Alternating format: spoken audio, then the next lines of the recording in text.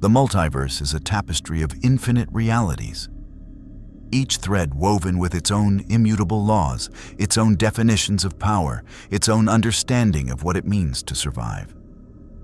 Most threads never touch. Most realities never bleed into one another. But Liu Kang, the god of fire and time, had done something no being in the history of the realms had ever attempted. He had unmade a timeline and rebuilt it from scratch, threading new fates through old souls, redirecting rivers of destiny with the careful hands of a god who believed he knew better than the chaos that came before. And for a time, it had worked. His new era breathed and pulsed with possibility, champions finding their paths, realms stabilizing, the great tournament of Mortal Kombat restored to its intended purpose. But even gods make mistakes. And sometimes, when you pull a thread tight enough to reshape a universe, something from somewhere else gets caught in the weave. No portal opened above the Wu Shi Academy. No crack of dimensional lightning split the morning sky. One moment the training grounds were empty in the gray, pre-dawn quiet. Mist curling off the stone courtyard tiles, the smell of incense drifting from the temple above. The next moment, something hit the ground, like a meteor wrapped in flesh and fury. A single figure, crouched on impact, one knee driven into the cracked stone, 3 adamantium claws punched into the earth for balance, and a snarl on his face that had nothing polished or heroic about it. Logan stayed down for 3 full seconds. Not from injury, from instinct, from decades, centuries of operating in hostile territory had burned one rule into his nervous system deeper than anything else. When you don't know where you are, you don't move until your senses tell you it's safe. Or at least tell you which direction the threat is coming from. His nostrils flared. Wrong. Everything smelled wrong. Not bad wrong, dangerous wrong. The air carried something underneath the incense and morning dew, something older and heavier, like ozone before a lightning strike, but earthier, more visceral. It reminded him faintly of the Weapon X facility, that particular cocktail of contained power and suppressed violence. Except here it wasn't contained at all. It was ambient. It was in everything. The stones beneath his knees, the mist around his shoulders, the very air filling his lungs. Whatever this place ran on, it wasn't anything from his world. He pulled his claws from the stone and straightened. The Wu Shi Academy rose around him in tiered levels of ancient architecture. Swooping roof tiles, hanging lanterns not yet lit for the day, training dummies arranged in precise rows, weapon racks holding blades that gleamed despite the dim light. It looked like every warrior monastery he'd ever burned through on some mission or another. Except the craftsmanship was different. Older, more deliberate. Every stone felt placed with intention, every carved relief on the temple walls depicting battles that made the ones he'd survived look like bar fights. He turned a slow 360. No immediate threats. Heartbeats above, sleeping, several of them, strong and steady. One moving, coming down fast. Logan rolled his neck. The claws stayed out. "Ye all right," he said to no one, his voice low and rough as gravel under boot. "Let's see what we're dealing with." The figure that dropped from the upper terrace didn't bother with the stairs. He came off the railing in a clean, controlled fall, landed without a sound 15 feet away, and straightened with the particular ease of someone who had been waking up to potential threats his entire life and found the experience more invigorating than alarming. He was lean and coiled, wearing a distinctive conical hat with a razor brim that caught the gray light and threw it back sharp, a green sash across a warrior's frame, dark eyes that assessed Logan in the span of a single breath and arrived at a conclusion. Threat, unknown origin, armed, eliminate or contain. "You have approximately 3 seconds, Kung Lao said, or his hand moving to the brim of his hat with the casual fluency of someone reaching for a coffee cup. to explain how you breached the Academy grounds, who sent you, and why I shouldn't remove your hands at the wrist." Logan looked at the hat, looked at the razor edge, looked at Kung Lao. "Nice hat," he said. "Try it. If you want to see more crossover battles and unexpected universe collisions, hit that subscribe button and drop the name of a character and universe you'd want to see in the comments below. Let's explore the infinite together." The hat left Kung Lao's hand like a circular saw given purpose, spinning at an angle calculated to take both of Logan's forearms clean off below the elbow. It was a precise, veteran throw, the kind that had ended dozens of fights before the opponent processed what had happened. The adamantium stopped it. Not deflected. Stopped. Logan had crossed his forearms in front of him, claws splayed, and the razor brim hit the interlocked metal with a sound like a bell being struck by a sledgehammer. A ringing, shuddering clang that rolled across the courtyard and bounced off the temple walls. The hat ricocheted skyward. Logan's arms were unmarked. His boots had slid back 2 inches in the cracked stone from the impact force. He lowered his arms. Blood was running down both forearms where the razor edge had found the gaps between the metal, the flesh it could reach. And the healing was already closing those cuts in real time, skin knitting visible and fast in the gray morning light. Kung Lao caught his returning hat without looking at it. His eyes hadn't left Logan's arms. "What are you?" he said. When it wasn't a question with fear in it. It was a question with genuine tactical curiosity, the kind a warrior asks when he needs to recalibrate. "Complicated," Logan said, and came forward. The next 40 seconds were the most honest conversation either of them had that morning. Kung Lao was fast, genuinely, startlingly fast, moving with a teleport step technique that put him behind Logan's guard twice in the first exchange. The hat's edge finding ribs, finding shoulder, finding the side of Logan's neck in a cut that would have been fatal to any living thing that didn't immediately begin repairing itself. Logan felt every hit. The healing factor wasn't numbness. That was the part people always got wrong. He felt the blade open his neck, felt the hot pour of it, felt his body pulling it shut before the blood loss could matter. But the pain was real. He'd just had a century and a half to decide pain wasn't a reason to stop. What Kung Lao felt was his best strikes landing on a man who kept coming. Logan's counter, when it finally connected, was not elegant. It was a left hook that hit Kung Lao in the chest, like a steel-reinforced battering ram. Because that's exactly what it was. And sent the champion skidding back across the stone on his heels, arms out for balance, genuine surprise breaking through the trained composure on his face. They stood 10 feet apart, both breathing harder than before, reassessing. "All right," Kung Lao said slowly. "You're not Outworld." "No," Logan agreed. "You're not any Earthrealm fighter I've encountered." "No." "Then what realm?" "None of yours." Logan retracted one set of claws, leaving one hand extended, not threatening, just visible. Honest. "I don't know where I am. I don't know how I got here. And I'm not here to fight your people." He paused. "Unless they make me." Kung Lao studied him for a long moment. Above them, lights were beginning to appear in the temple windows. The commotion had woken the academy. "You'd better hope," Kung Lao said carefully, "that Liu Kang sees it that way." Liu Kang had not slept. Gods, in his experience, didn't need to, or rather, they needed to less than they once had. The biological rhythms of mortality fading the longer he held the fire of creation in his hands. But tonight hadn't been about biological need. Tonight had been about the timeline. He had been standing in the highest chamber of the Wu Shi Academy since the 3rd hour past midnight. Hands clasped behind his back, eyes open and seeing 2 things simultaneously.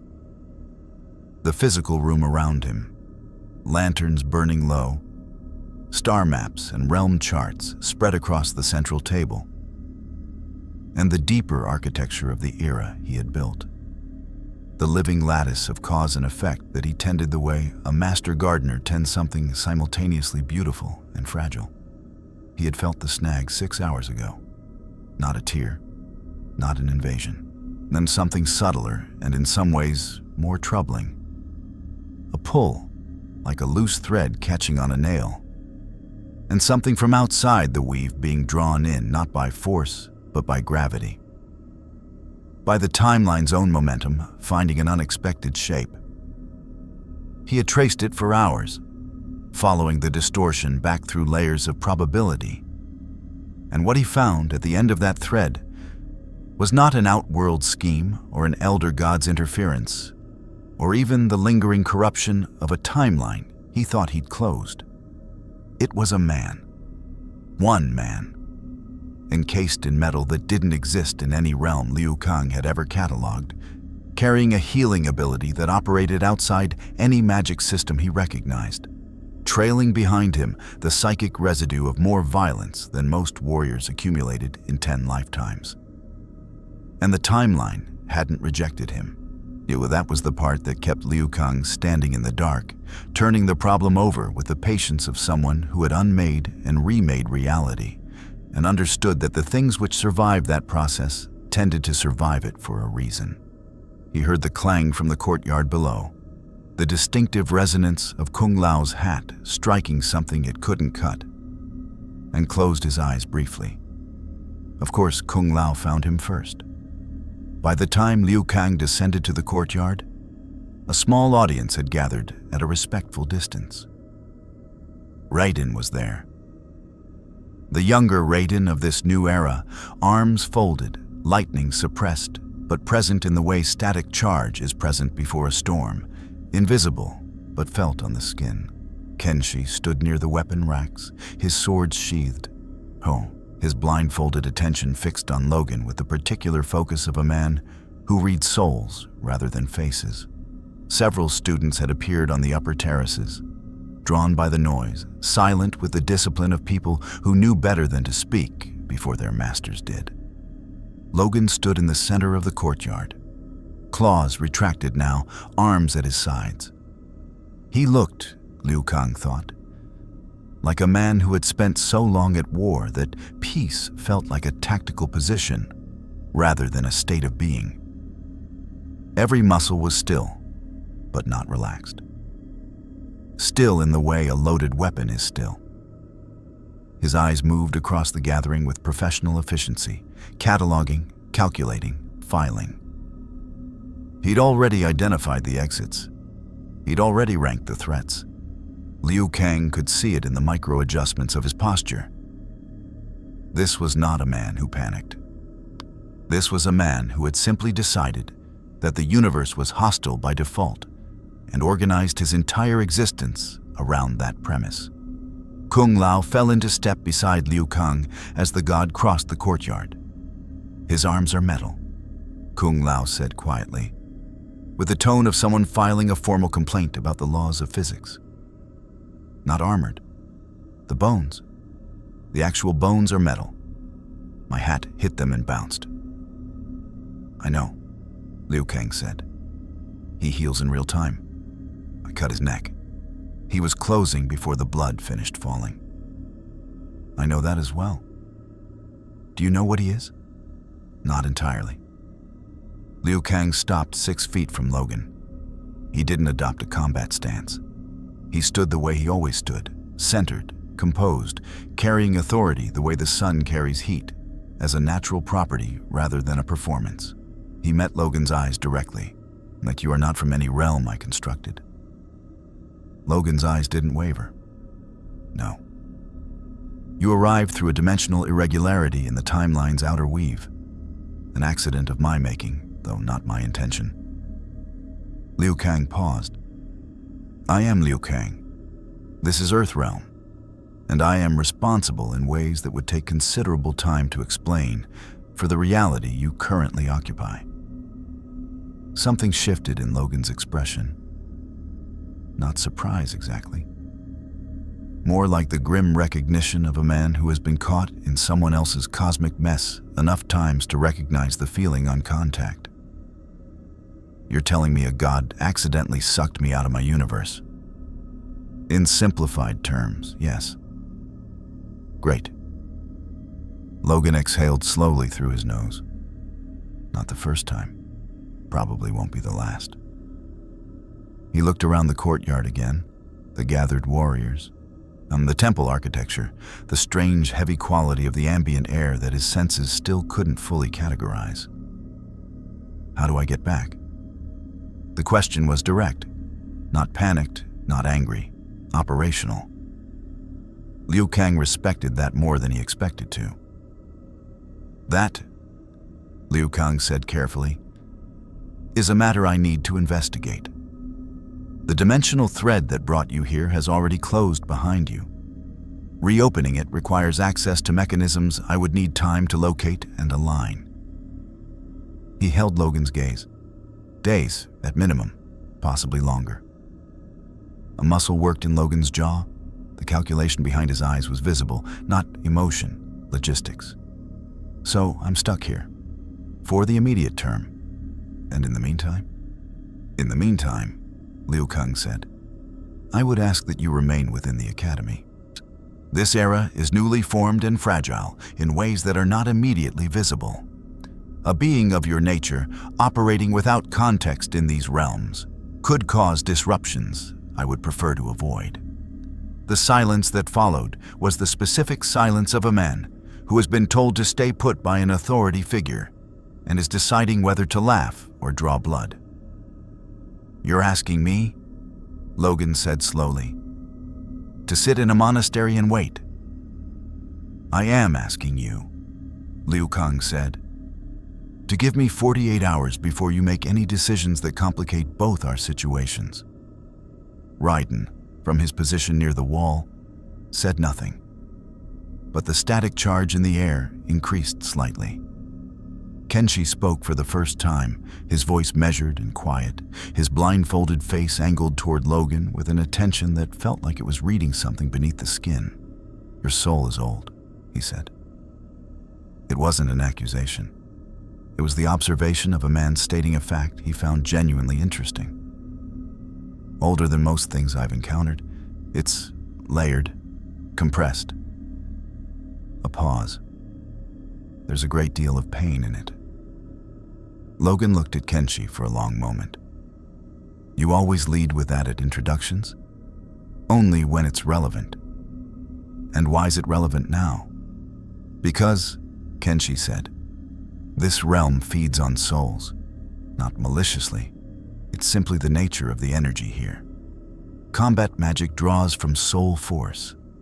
The more powerful your soul, the more this world will notice you. He tilted his head slightly. And the more it will attract attention you may not want. Logan processed that. His nostrils flared again, that deep, testing inhale he'd done when he first arrived, reading the air. Whatever he found didn't comfort him. The ambient energy he'd been feeling since arrival took on a new character in light of what Kenshi had said. Less like background radiation and more like the attention of something very large and very old. Becoming aware of a new presence in its territory. He looked back at Liu Kang. 48 hours, he said. Thank you, Liu Kang said. Don't thank me yet. Logan turned and looked out past the academy walls toward the horizon where the sky was beginning to lighten from black to the deep, bruised purple of early dawn. Something in his posture said he could already smell that the 48 hours were going to be a fiction. Someone's already coming. Liu Kang followed his gaze. The horizon was empty, but Logan's senses were not wrong. 300 miles away, in the dark war tent of a general who had built his reputation on finding and crushing anomalies before they became threats, a scout was delivering a report about an energy signature unlike anything recorded in Outworld centuries of realm conquest intelligence. And in the carved bone throne at the tent's center, General Shao's heavy hands curled slowly around the armrests as he listened. His expression the particular stillness of a predator, deciding whether a new thing in its territory was prey or rival. He had not yet decided which. But he had already decided to find out. The 48 hours lasted 11. Logan had spent the first 3 of them doing what he always did in unfamiliar territory, mapping it. Not with paper or instruments, but with his body. Walking the academy perimeter at a pace that looked casual and was anything but. Cataloging every entrance and exit, every choke point, every position that offered elevation or cover. Every blind spot in the sight lines of the guards who thought they were watching him and were mostly watching the idea of him, while the reality slipped through their peripheral vision like smoke. His senses did the rest. By the time the sun had fully risen over the Wu Shi Academy's tiered rooftops, he knew the place better than most of its students. He'd also spent that time learning the energy. It was impossible to ignore. Back home, in his world, where there was no ambient supernatural field pressing against his nervous system at all times, powers were internal, biological, technological, mutant-specific. Here, the combat magic saturated everything the way humidity saturates summer air. It wasn't painful. It wasn't disorienting. But his healing factor, which operated partly through a kind of biological hyper-awareness of his own cellular state, kept reading the external energy as input, kept trying to categorize it, kept returning the same result. Unknown, present, escalating. The escalating part was new as of hour 6. By hour 9, he'd found Kung Lao in the Eastern Training Courtyard, working through a solo kata with his hat, a flowing, violent meditation. The razor blade tracing geometries in the air that would have been beautiful if they weren't so specifically designed to separate people from their structural integrity. Logan had watched from the archway for a while, reading the technique with the eye of someone who had studied under the best martial artists of 6 decades and fought against several dozen more. Your return angle on the backhand throw is half a second slower than your forehand, Logan said. Kung Lao caught the hat, turned, looked at Logan with an expression that was not quite irritation and not quite interest, occupying the narrow territory between them. "I'm aware," he said. "It's intentional. The delay creates a false read on the recovery window." Logan considered that. Considered. Does it work? It worked on Shang Tsung twice. Huh. Logan pushed off the archway and entered the courtyard. What about on someone who can smell where the hat's going before you throw it? The next 2 hours were the most useful either of them had spent in some time. Not friendly exactly. Kung Lao operated at a baseline of competitive intensity that made friendly a foreign concept, but honest in the way that 2 people who respect each other's capacity for violence are honest. They didn't spar so much as exchange information through the medium of attempted injury. Logan learned that Kung Lao's teleport step left a specific scent trail he could track a half-second ahead. Kung Lao learned that there was no combination in his arsenal that Logan's healing factor couldn't absorb given 4 seconds of recovery time, and that 4 seconds was approximately 3.5 seconds more than Logan needed to close distance. It was during hour 10 that Kenshi found Logan on the north wall, looking out toward the tree line. "You haven't slept," Kenshi observed, settling beside him. "Don't need much." Logan's eyes were fixed on the forest below. Something's been moving out there for the last 2 hours. Multiple contacts. Staying outside scent range, which means they know I can smell them, which means someone told them. Kenshi was quiet for a moment. Outworld scouts are thorough. How many factions are we talking about that would send scouts this fast? In Liu Kang's new era? Several. Kenshi's blindfolded face turned toward the tree line. His hand rested on the hilt of Sento, his psychically bonded blade, not drawing, but present. General Shao commands Outworld's military under Queen Mileena. His intelligence network is extensive and aggressive. If your arrival registered as an energy anomaly, and given what you carry, it would have. He would have scouts positioned within hours. What does he want? What Shao always wants: to assess whether a new power is a weapon he can use or a threat he needs to eliminate. Kenshi paused. With him, there is rarely a third category. And the Queen? Mileena is... Kenshi chose his words with the care of a man navigating a topic with personal dimensions. Complex. She is Outworld's ruler by blood and by genuine right. But her relationship with her own nature, the Tarkatan inheritance, makes her unpredictable in ways that even her closest allies struggle to anticipate. She may see you as a curiosity. She may see you as a kindred spirit. She may order your death for reasons that have nothing to do with strategy. Logan absorbed this. Sounds like half the people I've worked for. A sound reached them then, not from the tree line, but from the Academy's main gate. A single impact, deliberate, the sound of something very heavy being struck against the gate's outer surface. Not a battering ram. One fist. The message was clear. I could break this if I wanted to. I'm choosing to knock. Liu Kang was at the gate before the echo finished. Logan was 2 seconds behind him, which, given the distance, meant he'd covered the ground at a pace that made 2 of the Academy students physically step back when he passed them. The gate opened. The figure outside was enormous, not in the exaggerated, cartoonish way of someone built for intimidation theater. In the way of someone built for war across multiple decades of actual use.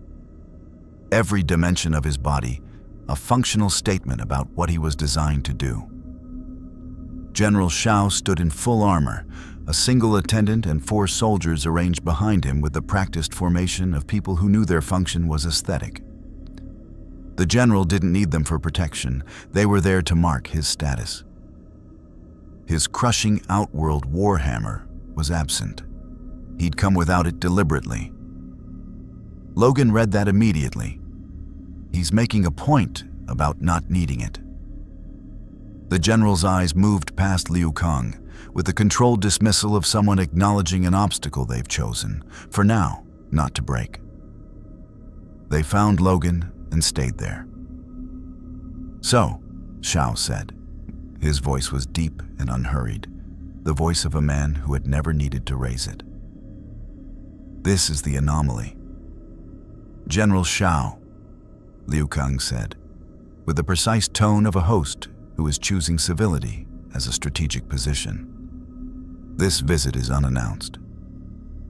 I don't announce myself to Earthrealm monks, Shao said, still looking at Logan. I announce myself to threats. He tilted his head slightly. You arrived last night.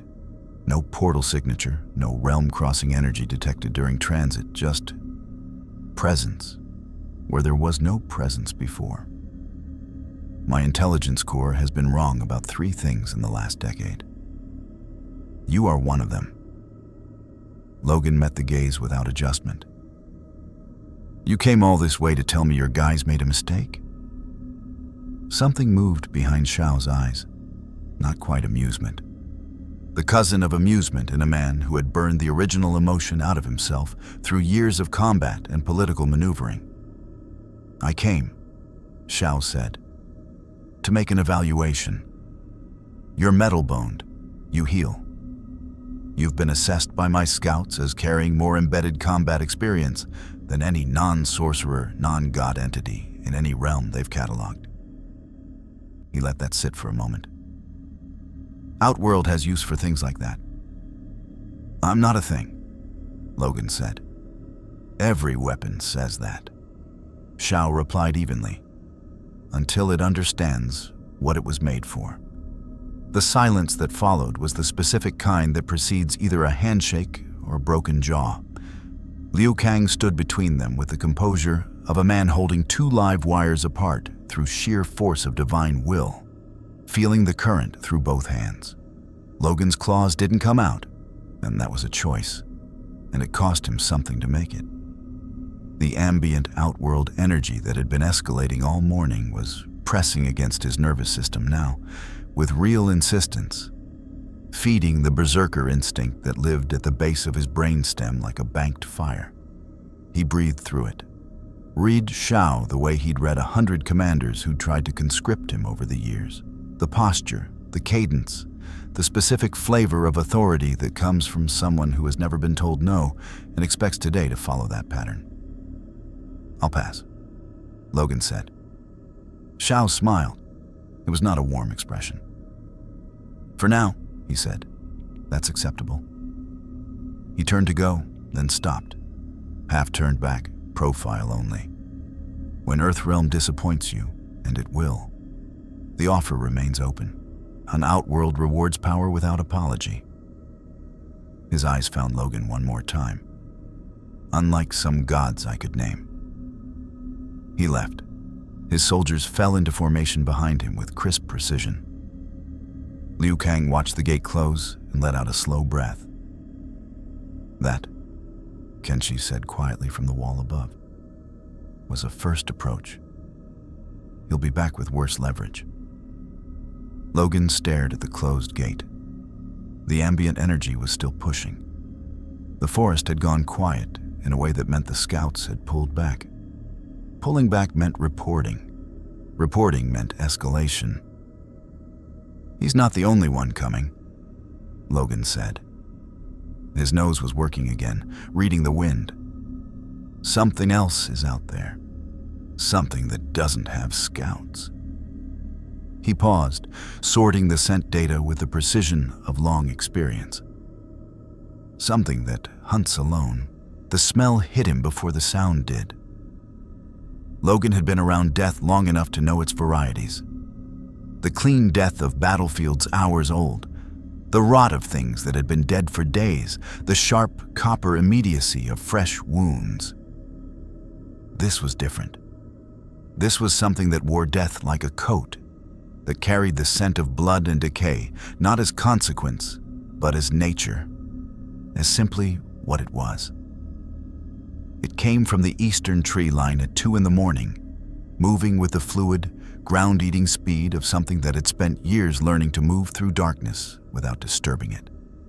He was off the wall and into the trees before anyone in the academy knew he'd gone. The forest east of Wu Shi was old growth. Dense canopy, root systems that turned the ground into a maze of elevated platforms and shadowed gaps, not undergrowth thick enough to swallow sound. Logan moved through it the way he'd moved through every piece of difficult terrain in a century and a half of operating in places that wanted him dead. Low, fast, using the root systems for cover.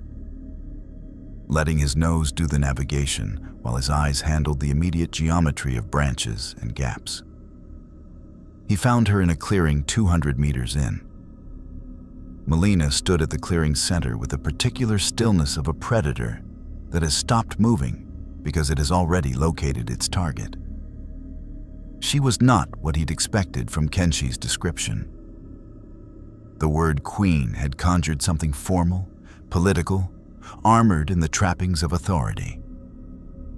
What stood in the moonlight was something rawer than that. The royal clothing was present, but worn with the ease of someone who'd put on a costume over their real skin. The Tarkatan teeth that filled her smile when she turned to face him were not a deformity she concealed. They were the first honest thing about her expression. "You tracked me," she said, not accusatory, impressed. "You weren't trying that hard to stay hidden," Logan said. He stopped at the clearing's edge, reading the space. No backup he could smell. She'd actually come alone. Most people who want to be found make it look like they don't. Mileena tilted her head. Most people who are found in dark forests by things like me don't have the composure to analyze methodology. I've been found in darker forests by worse things. She studied him with a direct, The unfiltered attention of someone who had grown up in a court where every glance was a political calculation and had decided at some point to simply stop pretending. Her eyes moved across him the way his had moved across the academy, assessing, cataloging, but with a quality underneath the assessment that was something closer to recognition. "You heal," she said. "Yeah." Instantly. Fast enough. She moved then, not attacking, circling, a slow orbit that kept 8 feet between them while she examined him from different angles. Her sai were at her hips, untouched. "Baraka heals? Not like you, not that fast. But the Tarkatan biology repairs itself. It's why the world treats us as monsters rather than warriors. We don't have the decency to stay damaged." The smile again, sharp and genuine and slightly too wide. "How do they treat you, like in your world?" Logan watched her circle. "Depends on the day. Weapon or monster? Usually both." Something shifted in her expression, not softening exactly, more like a specific kind of recognition that lives below sentiment. "Shao came to you today," she said. It wasn't a question. He would have offered you a position, something military, something that framed your power as an asset to be deployed. She paused in her orbit, facing him directly. "He thinks in those terms. Everything is either a weapon or an obstacle. And you don't?" "I think in survival terms," Mileena said, "which is more honest." She took one step closer, still not threatening, but closing the careful distance she'd maintained. "I am Outworld's queen by blood that most of my court wishes I didn't have. And I rule a realm that respects power above everything and finds my particular power." She gestured at herself, at the teeth, at the Tarkatan nature that sat in her bones. Aesthetically inconvenient. "I hold my throne every single day against people who believe a pureblood should rule instead." Logan said nothing. He was listening the way he listened when something was true. "I don't need another general," Mileena continued. "Shao is my general, and he is exceptional, and I trust him approximately as far as the distance between his ambition and my usefulness to it.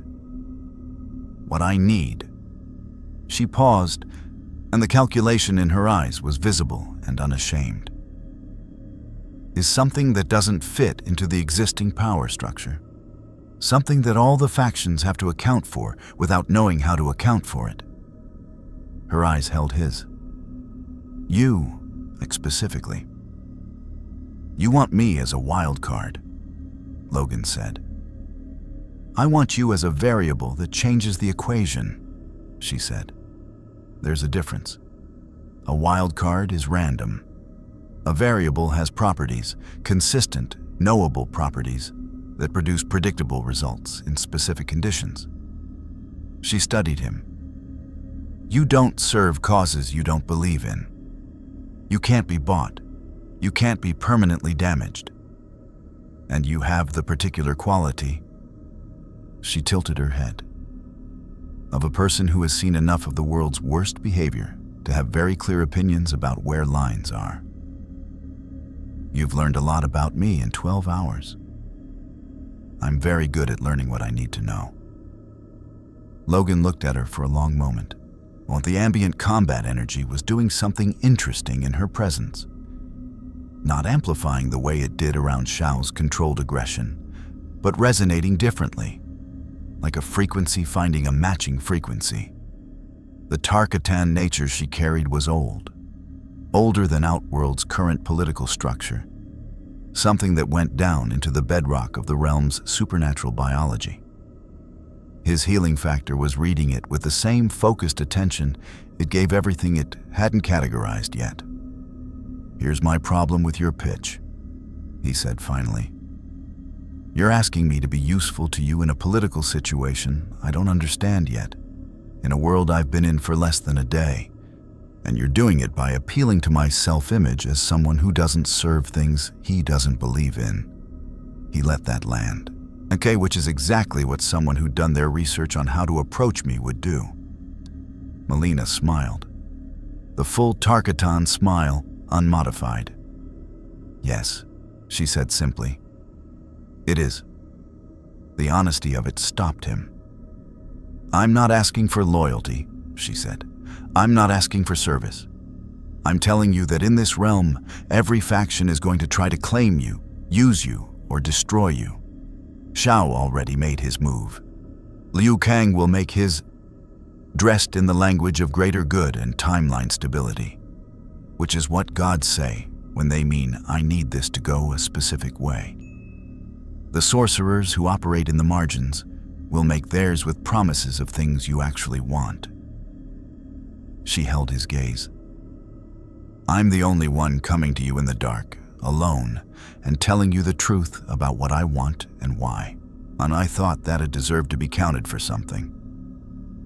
The forest was quiet around them. Somewhere in the canopy, a night bird moved, and Logan's ears tracked it automatically, confirmed non-threat, filed, and dismissed. I'm not signing on with anyone, he said. I know. But I'll listen when you have something worth saying. That's all I asked for. She stepped back, re-establishing the distance, and her posture shifted. The audience, such as it was, concluded on her terms. Shao's soldiers are going to move on the academy before dawn. Not a full assault, a provocation. He wants to see how you respond to Outworld aggression before he revises his offer. Logan's eyes narrowed. You're telling me this. We're both interested in seeing Shao's plans fail, she said simply. For different reasons, but the outcome is the same. She turned to leave and then paused in the way Shao had paused, a practiced beat, a final line. But where Shao's had been a power display, hers was something oddly closer to genuine. The realm is reading your soul, by the way. Kenshi would have told you it notices powerful souls. What he may not have mentioned is what happens when it decides it wants one. She was gone into the tree line before he could respond, moving through the undergrowth with the fluid silence of something born to dark places. Logan stood in the clearing and breathed. The combat energy pressed against him, heavier than it had been an hour ago. He thought about what Kenshi had said. The realm feeds on souls, and his was old, compressed, layered with more pain and more survival than the local mathematics of power had encountered before. He thought about what Mileena had just told him. Then he turned and ran back toward the academy, because Shao's provocation wasn't waiting for dawn anymore. He could smell the soldiers on the wind, 6 of them, armored in Outworld steel, moving on the south wall with the coordinated quiet of professionals. And the berserker instinct at the base of his brainstem had stopped being something he was breathing through and started being something he was deciding to use. The claws came out in the dark between the trees. All 6. He hit the first soldier before the man's next heartbeat. Not a killing blow. Logan had made that calculation in the 30 seconds between the tree line and the wall, sorting through the variables with the cold efficiency of someone who had learned the hard way that the difference between a message and a massacre was usually one decision made in the half-second before contact. These were soldiers following orders in a political provocation. They weren't civilians. They weren't innocents. But they also weren't the target of anything he needed to resolve tonight. And killing Outworld soldiers on Earthrealm soil before he understood the full geopolitical landscape struck him as exactly the kind of complication that would make the next several days significantly worse. So instead of killing them, he hurt them. Efficiently, specifically, with the surgical precision of someone who had spent decades learning exactly how much damage a body needed to absorb before it stopped being a combatant and started being a problem for a field medic. The first soldier went down from a strike to the solar plexus with a closed adamantium fist, not claws, fist. that folded him around the impact point and took the breath and the fight out of him simultaneously. The second had a half-second of warning from the sound of the first falling and used it to raise his blade, which was a reasonable response that accomplished nothing because Logan went under the blade inside the guard and introduced the man's helmet to the academy wall with enough force to dent both. And the third and fourth were paired, moving together with the coordination of soldiers who trained as a unit. And they were genuinely good. Their combination attack designed for exactly the kind of fast, single-target threat Logan represented. They'd clearly been briefed. The briefing hadn't covered what happened when the target let both strikes land, absorbed them through the healing factor without breaking stride, and came back through the gap their momentum had created.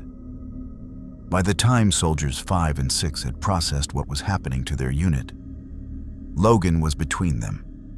Claws out now, one set pressed flat against each soldier's armor, not piercing, resting, the message unmistakable. I could, and I'm choosing not to.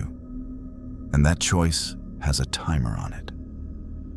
Tell Shao, Logan said quietly, that his evaluation is complete. They ran. He let them. He retracted the claws and stood in the dark at the base of the south wall, listening to their retreat, and became aware that he was not alone. Kung Lao dropped from the wall above and landed beside him with the controlled ease that was apparently just how the man moved through the world, as though gravity was a suggestion he'd chosen to partially comply with. Liu Kang is going to want to discuss this, Kung Lao said, looking at the retreating soldiers. Liu Kang can get in line, Logan said. That's not...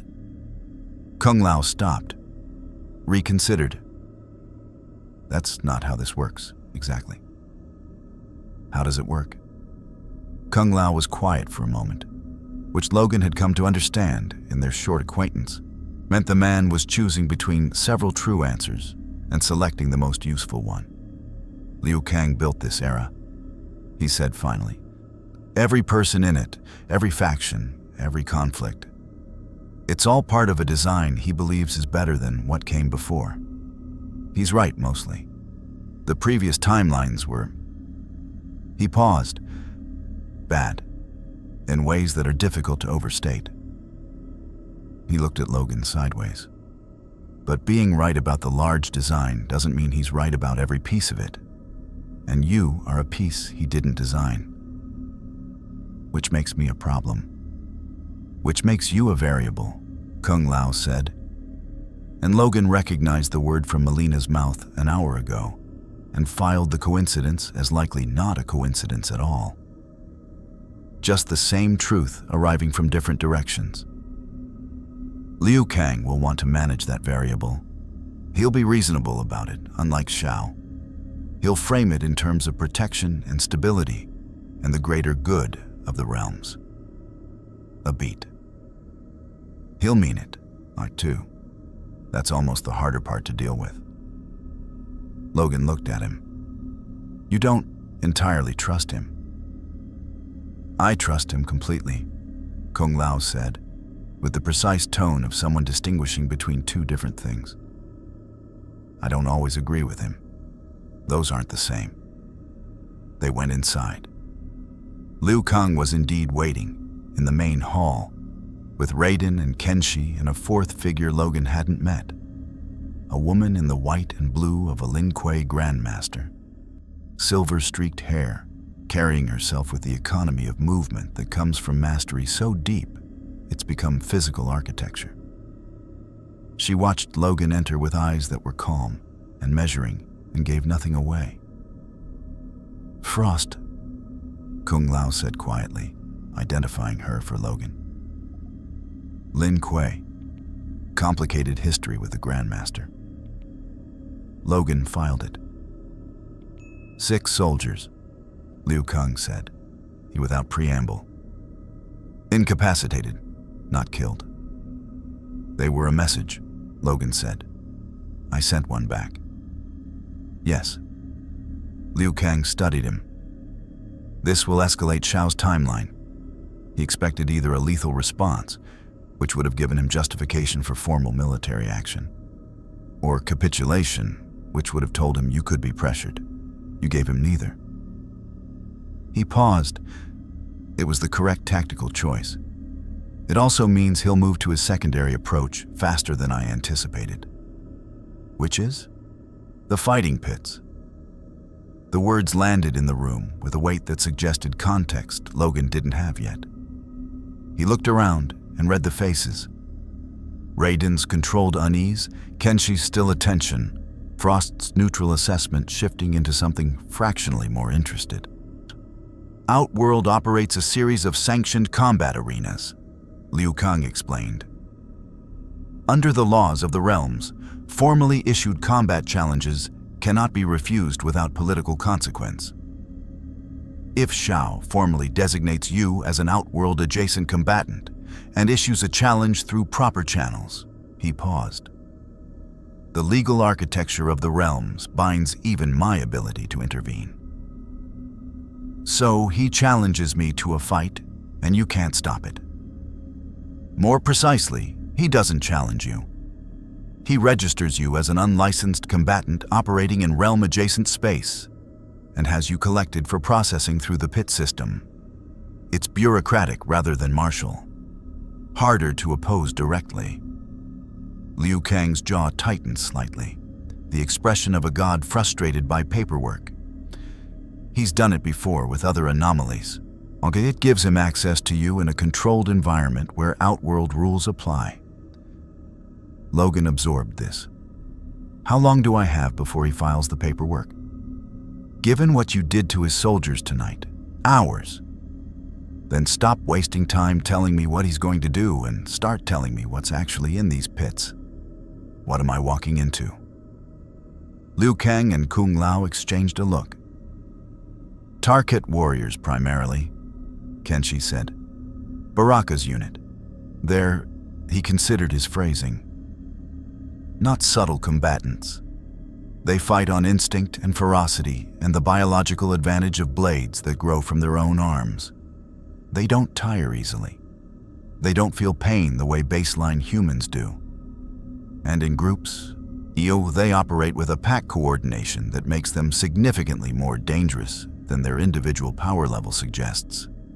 Logan's healing factor had already begun the low-level recalibration it performed before serious combat, a process he experienced as a kind of focused clarity, the background noise of his senses sharpening down to the specific frequencies that mattered in a fight. The ambient combat energy around him had shifted again, and he understood now what the shift meant. The realm wasn't just noticing his soul anymore.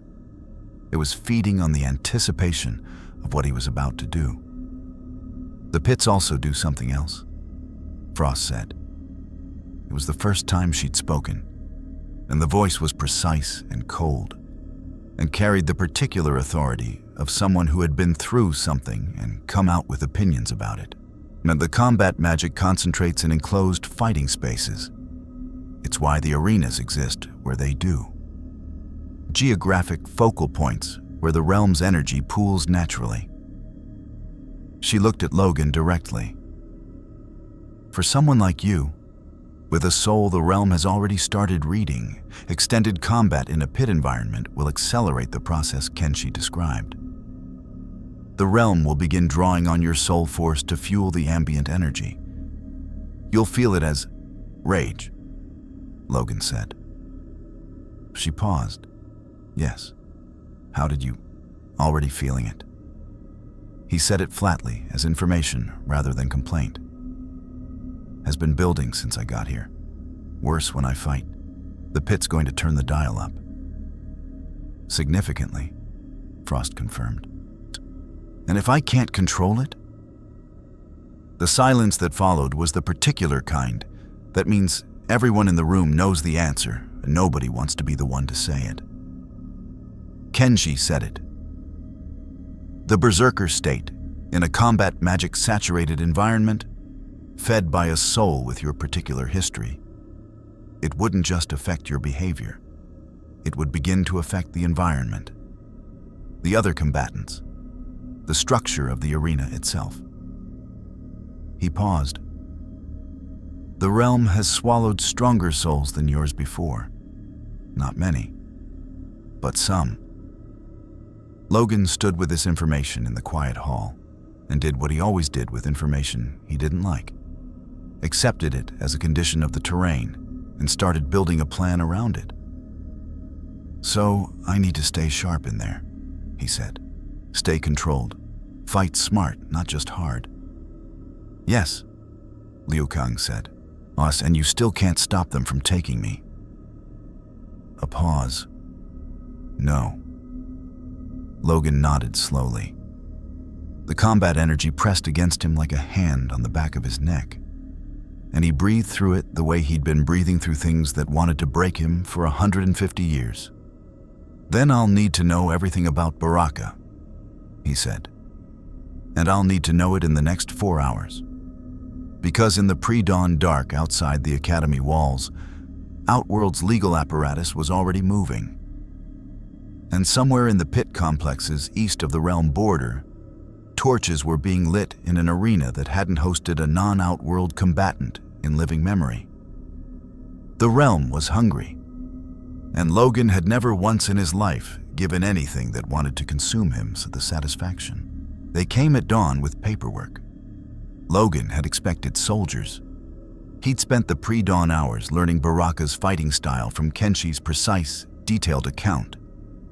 The blade extension range, the charge patterns, the pack coordination tells, the specific vulnerability in the half-second between a lunge and a recovery. And had allocated a portion of his attention to monitoring the Academy perimeter for the kind of armed approach that Shao's personality suggested. He'd expected a show of force, banners maybe, heavy armor, the theatrical grammar of a military power making a political point.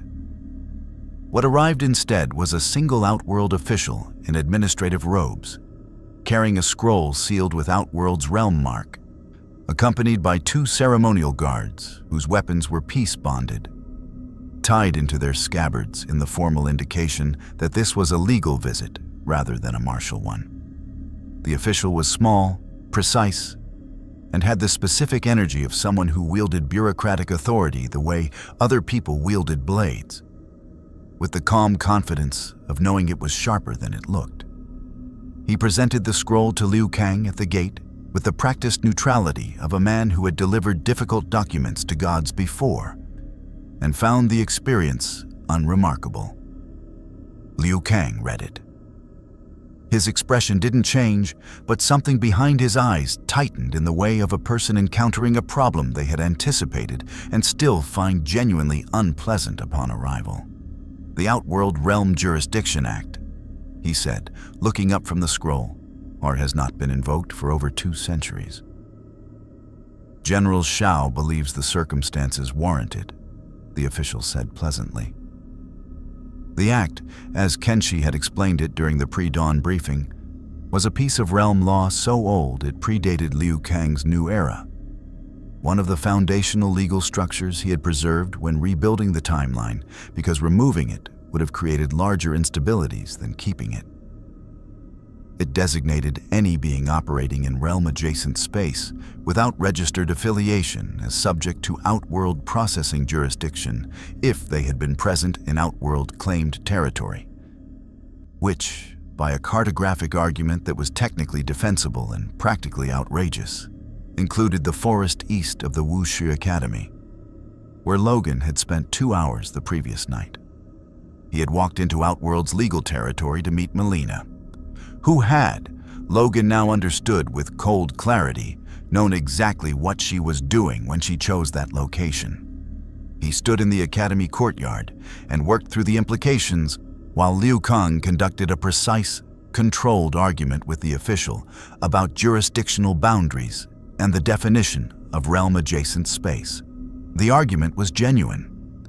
Liu Kang was making real legal points with the authority of a god who had written significant portions of the current realm law. But Logan could read in the official's composed, patient responses the shape of a trap that had been constructed too carefully to be argued out of on the morning it sprang.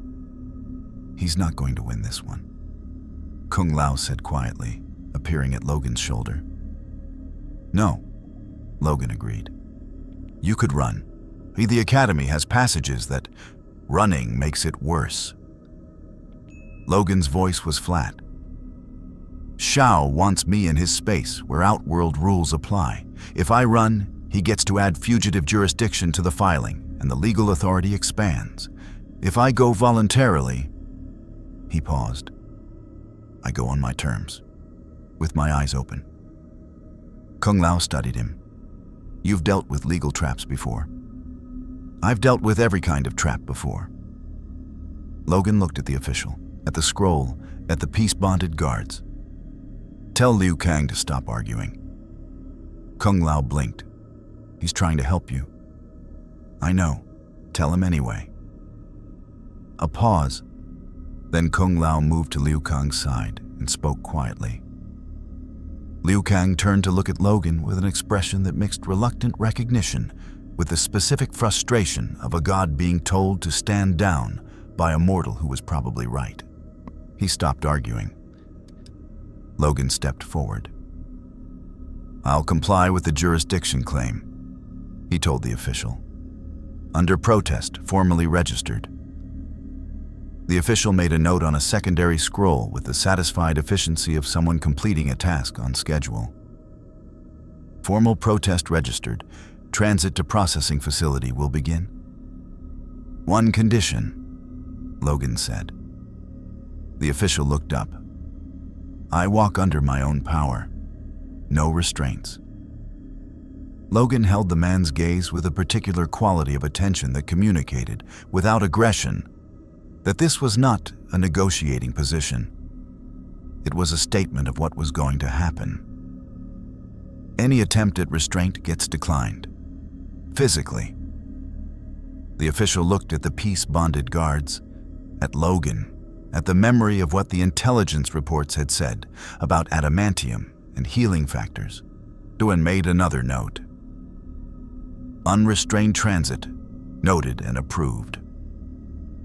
The processing facility was 3 hours east, across the realm border into Outworld claim territory.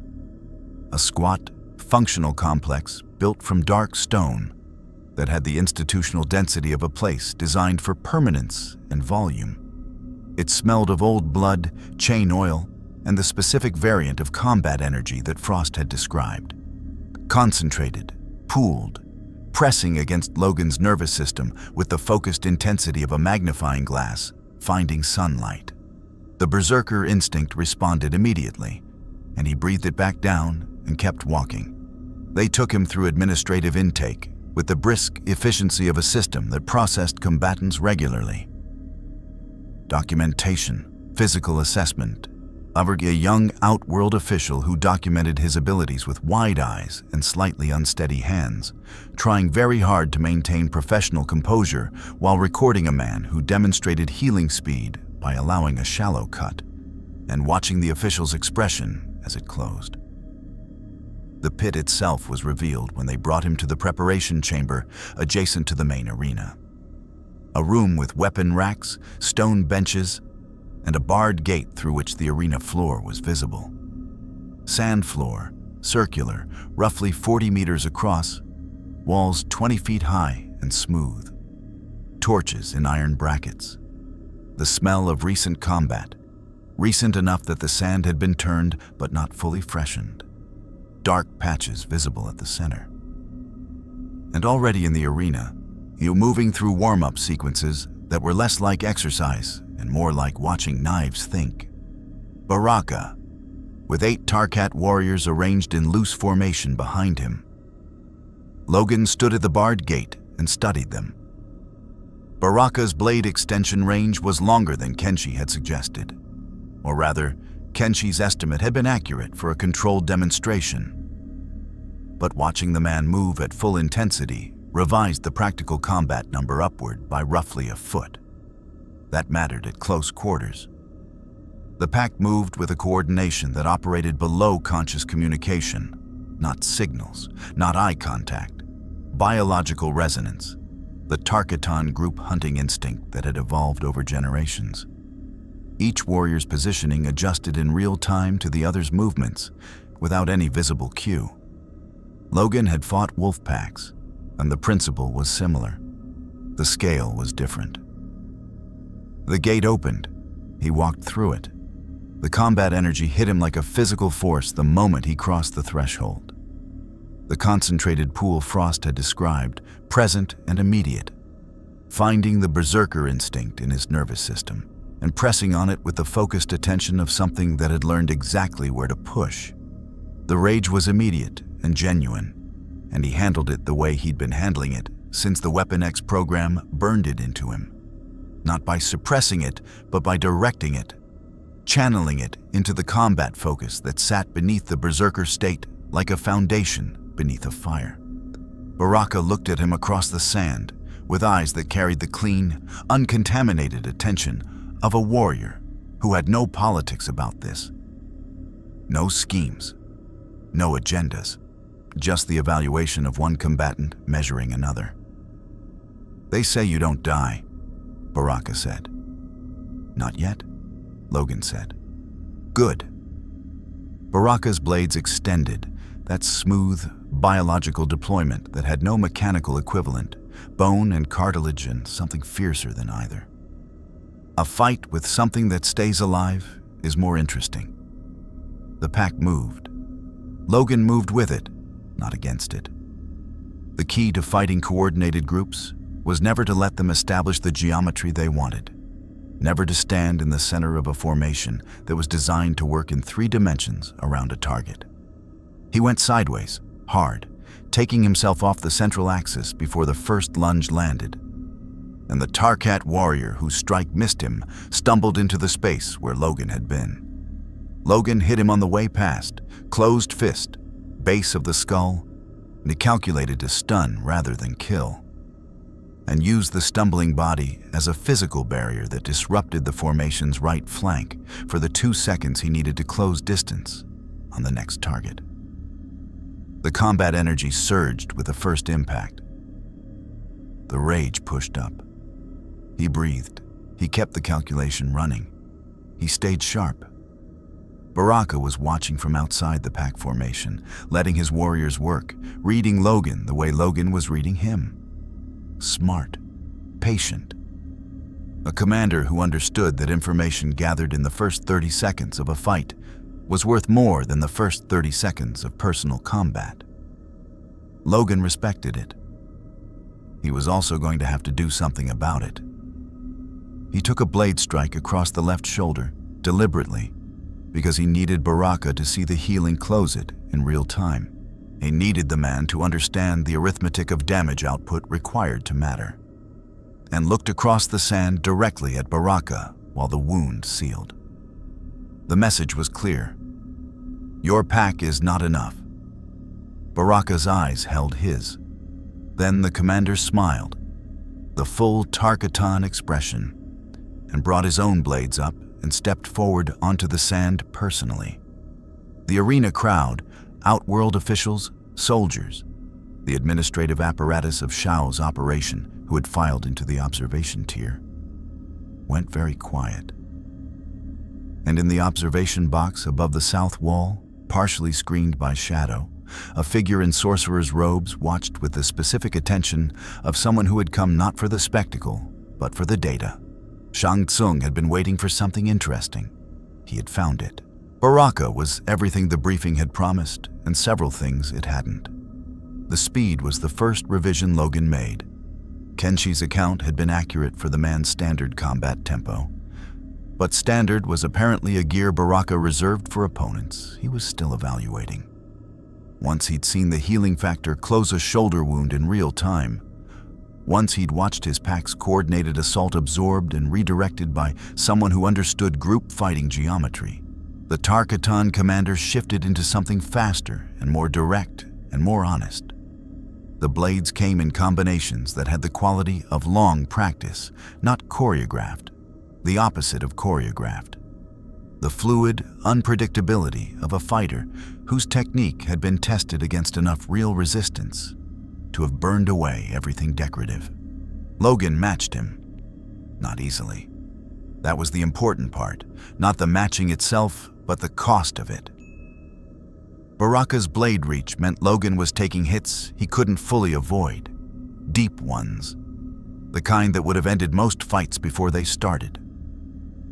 The healing factor was working continuously, cycling through damage faster than it was designed to in sustained combat. And the combat energy pressing up from the arena floor was doing exactly what Frost had warned. Finding the berserker state and feeding it, stoking it, turning the dial with slow, patient insistence. He felt it as heat behind his eyes, as a narrowing of the peripheral calculation that kept him tactical rather than just violent. He breathed. He counted. He used the same mental architecture he'd built over 150 years of needing to stay functional in situations designed to break him. Not suppressing the rage, but putting walls around it, giving it a specific shape, letting it fuel the physical output while keeping the strategic layer intact above it. The crowd in the observation tier had stopped pretending to be administrative personnel attending a processing formality. They were watching with the undisguised attention of people seeing something they would describe to others for years. Baraka drove his blades in a crossing arc aimed at Logan's throat. The precise combination Kenshi had described as his finishing sequence. The move he deployed when he'd fully assessed an opponent and decided on conclusion. Logan went under it, inside the range where the extended blades lost their leverage, and hit Baraka in the chest with both palms, channeling every pound of adamantium-weighted force into the strike. Baraka went back 6 feet, hit the arena wall, left an impression in the stone. He stood, slowly, looked at Logan across the sand with an expression that had passed through surprise and come out somewhere that looked, in the specific vocabulary of a Tarkatan warrior, like satisfaction. "Again," Baraka said. "Not today," Logan said. He wasn't breathing hard.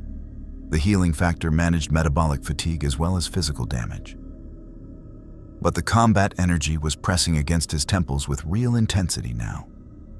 He needed to get out of the arena. "We're done." Baraka studied him. The pack had reformed loosely behind their commander. They're battered but functional.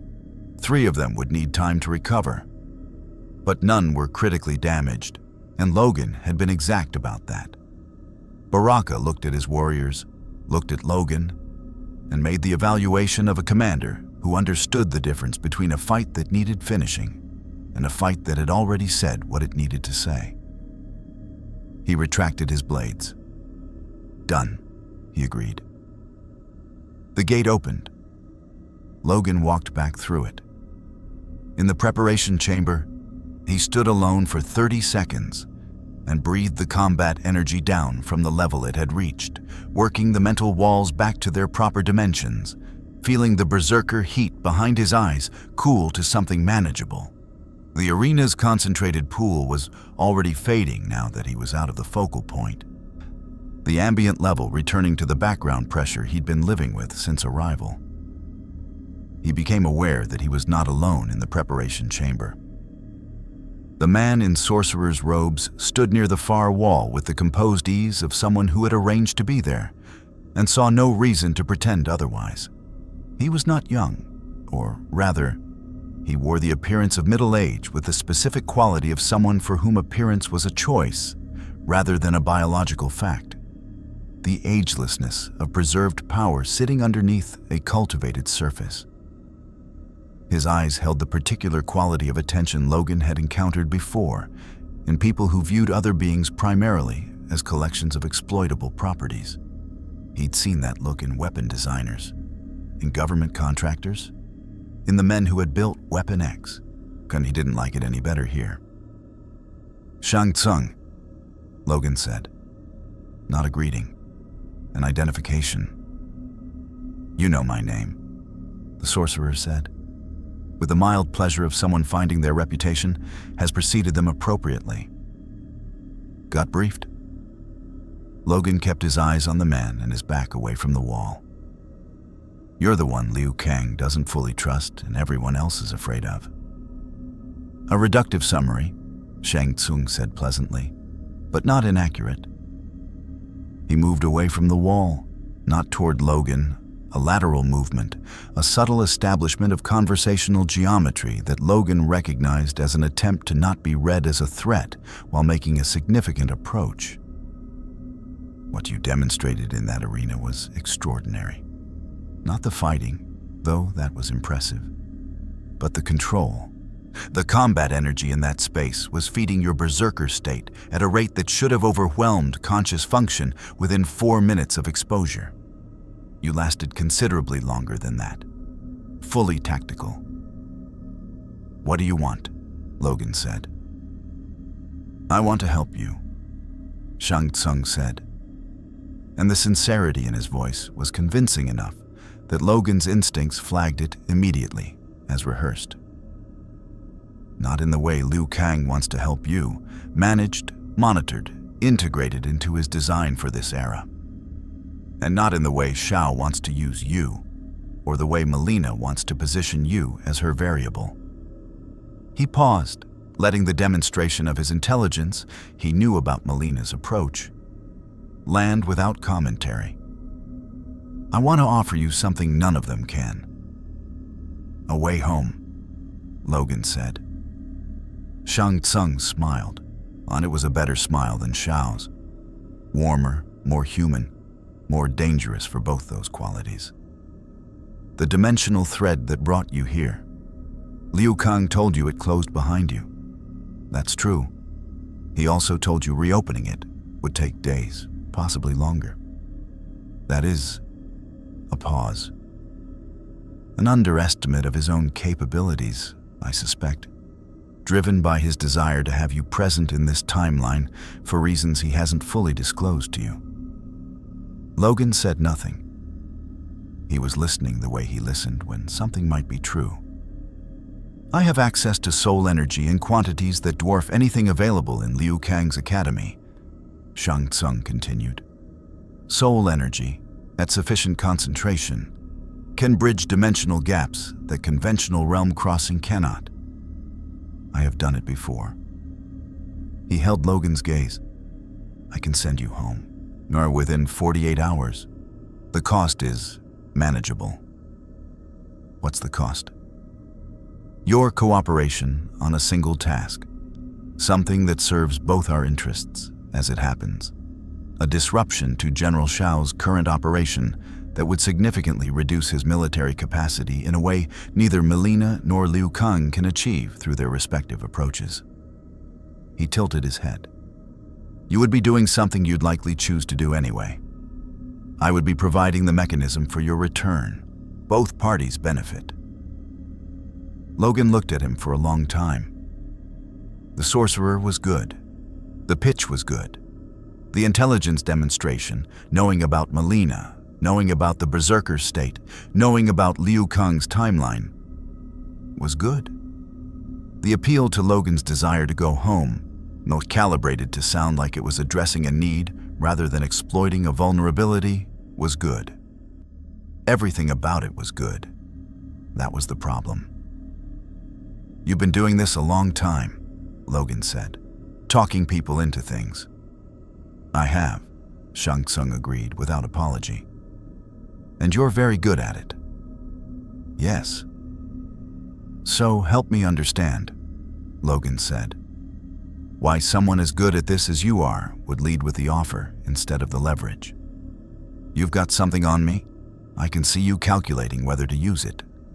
Someone with your experience leads with leverage, not promises, unless the offer is the bait and the leverage is the trap." The smile remained, but something behind it recalibrated. "You're more perceptive than your intel suggested," Logan finished. "Yeah. People underestimate me. It's useful." He stepped closer, not threatening, the same kind of information through proximity that Mileena had used in the forest, except reversed. Here's what I know. You're operating outside Liu Kang's sanctioned structure. You're using Shao's operation to mask your own movements. And whatever you actually want out of disrupting Shao has nothing to do with helping Mileena or stabilizing the realm. You want something in Shao's operation for yourself. Shang Tsung was quiet for a moment. When he spoke, the pleasantness was still there, but it had a new quality. The pleasantness of someone who has shifted from a practiced script to something more genuine, which in this man's case meant something more careful and more interesting. What I want, he said, is something Shao is currently holding in his eastern facility. Something that was mine before Liu Kang's timeline revision and is mine by rights that predate this era's legal architecture. He paused.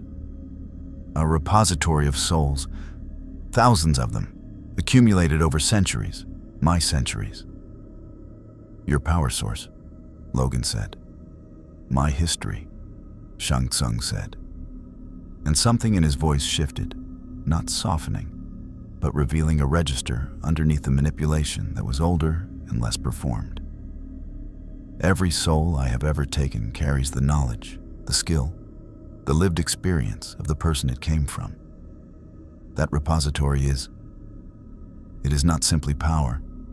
It is everything I have ever learned, everything I have ever been. He held Logan's gaze. Shao is using it to fuel his pit operations, burning through centuries of collected knowledge to power arena combat magic. His jaw tightened slightly. I want it back. Logan stood in the preparation chamber and looked at the sorcerer who had stolen thousands of souls over centuries and was now describing their loss in terms that were genuinely, uncomplicatedly human.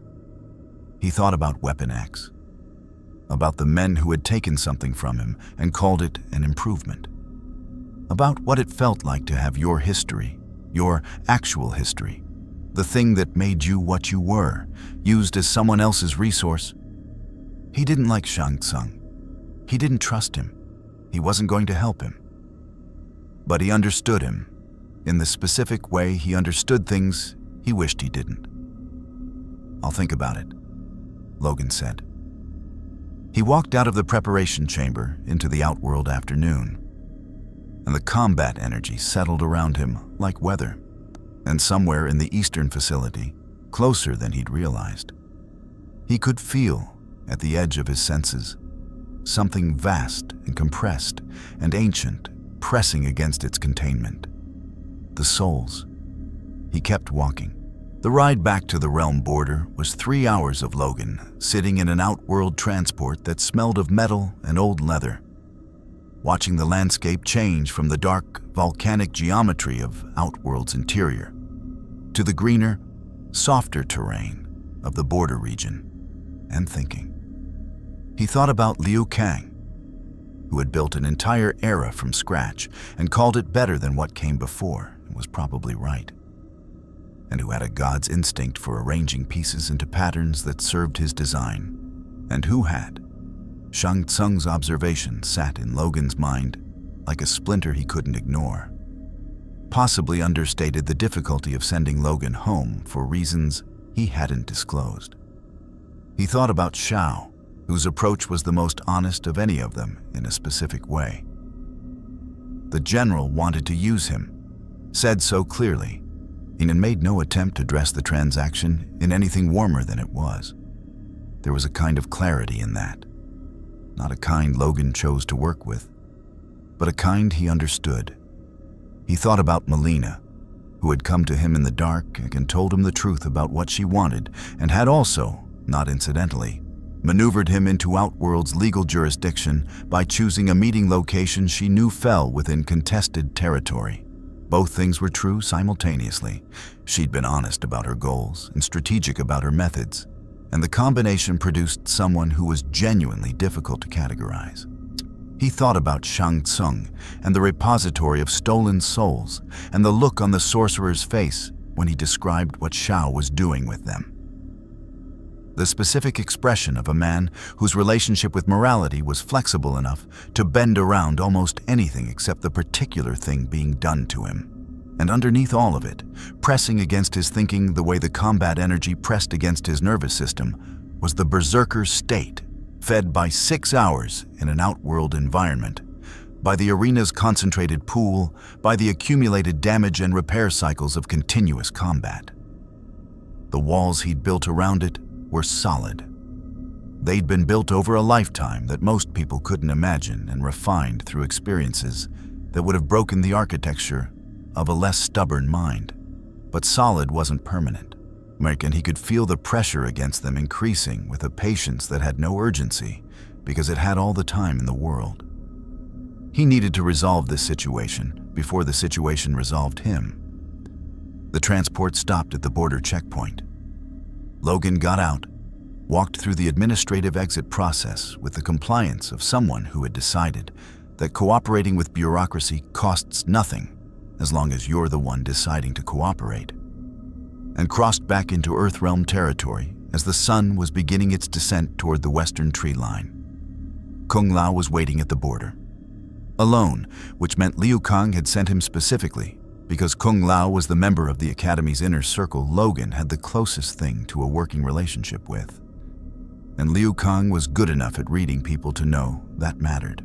When they walked back toward the Academy without speaking for the first 10 minutes. The forest around them was the same old-growth density as the eastern tree line.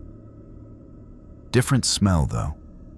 Cleaner, the Earthrealm ambient energy lighter and less pressing than Outworld's saturated field. How was it? Kung Lao said finally. Educational, Logan said. Baraka? Good fighter, honest one. Logan paused, didn't enjoy having to be careful about not killing his people. Kung Lao was quiet for a moment. Most people who fight Baraka's unit don't have that problem. They don't have the option of calibrating. I know. Logan looked at the trees. That's usually the problem with having options. You're responsible for the choices you make with them. Another silence. Then, Shang Tsung was there. It wasn't a question. Logan glanced at him. Liu Kang figured. Liu Kang suspected Shang Tsung had an interest in you from the moment you arrived. A soul with your history in a combat magic environment. Kung Lao's expression was dry. Shang Tsung would have found that professionally irresistible. He looked at Logan. What did he offer? Home, Logan said. In exchange for raiding Shao's eastern facility to recover a soul repository he claims Shao took from him. Kung Lao processed this. The eastern facility is real. We know Shao has been running an operation there. Enhanced pit energy, arena performance beyond what standard combat magic produces. Liu Kang has suspected soul harvesting, but hasn't been able to confirm the source. He paused. If Shang Tsung's repository is what's fueling it, then disrupting the facility helps everyone except Shao, Logan said, and which is why Shang Tsung framed it as mutual interest. He's not wrong about the mutual part. He stopped walking, turned to face Kung Lao directly. I need Liu Kang to be honest with me. Can he actually send me home? And if so, why hasn't he started? Kung Lao met his gaze. The man had a quality Logan had come to respect over the past day and a half. He didn't flinch from direct questions, and his version of diplomacy was reduction rather than evasion, getting to the point more carefully, not avoiding it. Yes, Kung Lao said. He can. The mechanism exists, a specific configuration of fire god power and timeline energy that can reopen the dimensional thread. He began the calculations the night you arrived. A pause. He stopped them this morning. Why? Because of what he found when he traced the thread back to its source. Kung Lao's voice was even. Your arrival wasn't entirely accidental. The timeline's outer weave caught you specifically, not randomly, not incidentally. The probability architecture suggests that something in the structure of this era needed a specific variable present for an event that's coming. Something Liu Kang can see in the timeline's near future, but can't fully resolve the nature of. He held Logan's gaze. He stopped the return calculations because he's afraid that sending you back before that event occurs will destabilize something he can't afford to lose. The forest was very quiet. He was going to tell me this? Logan said. He was working out how. Kung Lao said, "Monks, with the tone of someone being scrupulously fair to a person, they're simultaneously criticizing. Liu Kang doesn't lie. He withholds. He arranges. He believes, genuinely, that the design he's built is better than the alternative, and that maintaining it justifies a certain amount of management." He paused. He would have told you, on his timeline. "Instead of mine," Logan said. "Yes." Logan stood in the old-growth forest of Earthrealm and felt the combat energy pressing against the walls he'd built, and felt the berserker instinct note the information it had just received and file it under reasons the environment is hostile, and breathe through the spike of anger that came with it. Not the realm-fed rage, but the older, more personal kind. Thus, the one that came from having been managed and arranged and kept in the dark by people who believed they knew what was best. Weapon X had believed that. SHIELD had believed that. Half a dozen governments and organizations across a century and a half had believed that. It never ended well for the belief. "I'm going to the Eastern facility," Logan said. "Tonight." Kung Lao didn't look surprised. "Shao's operation. Shang Tsung wants his souls back. Mileena wants Shao's military capacity reduced. Liu Kang wants the soul harvesting stopped, but can't move directly against Shao without triggering the realm jurisdiction protocols." Logan looked at Kung Lao. "And I want the leverage that comes from having done something everyone in this political situation needed done before anyone asked me to do it. And Shang Tsung's offer? Like the return home? I'll take what I find in that facility, make my own decisions about who gets what." Logan started walking again. Shang Tsung doesn't get to own the transaction just because he identified the opportunity first. Kung Lao fell into step beside him. A beat of silence. "I'll come with you." Logan looked at him sideways. "The facility has 30 soldiers minimum," Kung Lao said, with the calm practicality of a man discussing logistics. "I know the patrol rotation from intelligence Liu Kang gathered 6 weeks ago. The eastern approach has a blind spot between the second and third guard towers that's," he paused, "navigable for someone with the right hat."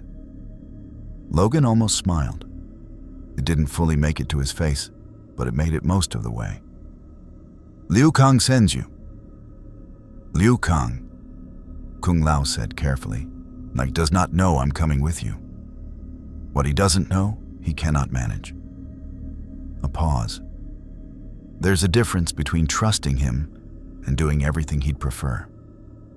They walked in silence through the forest, and the combat energy settled around Logan at its new equilibrium, higher than when he'd arrived, calibrated upward by the arena and the border crossing, and the accumulated pressure of 36 hours in a realm that wanted his soul. He could feel the walls holding. He could feel the cost of holding them. He thought about the souls in Shao's facility. Thousands of them, Shang Tsung had said. Compressed into a power source, burned for arena magic, the history and knowledge and experience of thousands of individual lives, reduced to fuel. He thought about what had been done to him, about the adamantium that had been put in his bones while he screamed, about the history that had been taken from him, not stolen into a repository, but simply erased. The Weapon X program's gift of amnesia, wrapped in the practical benefits of indestructibility. He thought about what Kenshi had said. "Your soul is old. There's a great deal of pain in it." Yeah, Logan thought. There is. Tonight, he was going to make sure some of that pain was useful. The eastern facility's lights were visible on the horizon as they emerged from the tree line onto the ridge above the border valley. A cluster of torch points in the growing dark, regular and organized in the pattern of a military installation that believed itself secure. Kung Lao's hat caught the last of the daylight along its razor edge. Logan's claws came out, all 6. The blind spot between the second and third guard towers was exactly where Kung Lao had said it would be. Logan filed that away, not as confirmation of Kung Lao's reliability, he'd already established that, but as confirmation that the intelligence Liu Kang's network had gathered 6 weeks ago was still accurate, which meant Shao's operation had been static long enough to develop patrol routines that hadn't been rotated. Static routines were the operational security failure that had ended more military installations than any assault in Logan's experience. It meant the people inside felt safe. People who felt safe got slow. They went through the blind spot in the wall at the 3rd hour past sunset, Kung Lao going over in a controlled silent drop and Logan going through. The adamantium reinforced shoulder connecting with a stone section between 2 mortar joints that the aging wall had been quietly losing the argument with for years. Not loud enough to carry to the towers. Loud enough that a section of stone the size of a dining table quietly disagreed with the wall's structural opinion and went elsewhere. Inside was the organized geography of a facility that had been built for one purpose and expanded for another. The original structure was a legitimate processing outpost. Administrative buildings, a barracks, supply storage. The expansion was what mattered. 3 buildings added to the eastern perimeter in a cluster. Newer construction, different stone, connected to the original structure by covered passages that kept their interior activity out of the open air. The souls were in the central expansion building. Logan could feel them. That was new. He hadn't been able to feel the repository at distance before. But the arena exposure had done something to his sensitivity to the combat energy's deeper frequencies. And what Shang Tsung had described as soul force had a specific resonance he could now read the way he read scent trails. The repository was dense and old and compressed, and it pressed against his awareness with the quality of something that had been contained under pressure for so long it had forgotten it could be anything else. He didn't like that quality. He recognized it too well. Kung Lao took the eastern passage. Logan took the direct route. Only the first 4 soldiers encountered him between the administrative building and the expansion cluster, and processed the experience of encountering Logan at night with his claws out approximately as well as could be expected. Which was not well. He was fast, specific, and conservative with the damage in the same way he'd been conservative with Shao's soldiers at the academy wall. Sufficient to remove them from the tactical equation without crossing the line that would have made this something different from what he decided it was. The 4th soldier had enough presence of mind to reach for an alarm cord before Logan's hand closed around his wrist. And the conversation that followed was brief and one-sided and ended with the soldier reconsidering his relationship with alarm cords. Near the central building's door was reinforced Outworld steel, 3 inches thick, locked with both mechanical and magical seals that glowed faintly in the Outworld dark. Logan looked at the door for approximately 1 second. Then he put both sets of claws through it at the hinge points, upper and lower, and pulled. The door came away from the wall in a shriek of tearing metal that was unavoidably loud, and which he'd already accepted as the cost of admission. After this point, the operation moved on the clock. Inside was a single large chamber, high-ceilinged, with the accumulated chill of a room that had been kept sealed and the specific quality of air that had been breathed by no living thing for an extended period. Along the walls, arranged in a grid of containment vessels, dark crystal formations, roughly the size of a man's torso, each one pulsing with a slow internal light there was the particular color of something organic being preserved against its nature. Were the souls. Hundreds of vessels. Thousands of souls.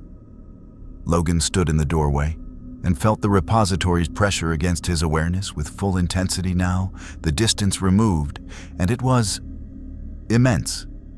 Not powerful in the combat sense. Immense in the way of accumulated human experience. The weight of thousands of individual lives compressed into crystal and fed slowly into Outworld's arena magic like wood into a furnace. Each vessel held people, not metaphorically.